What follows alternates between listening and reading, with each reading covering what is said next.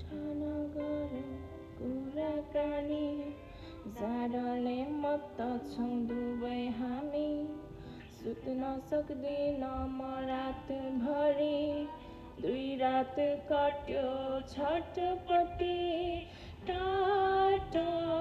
पल्टेर यो मन मेरो छरपष्ट भो देखेर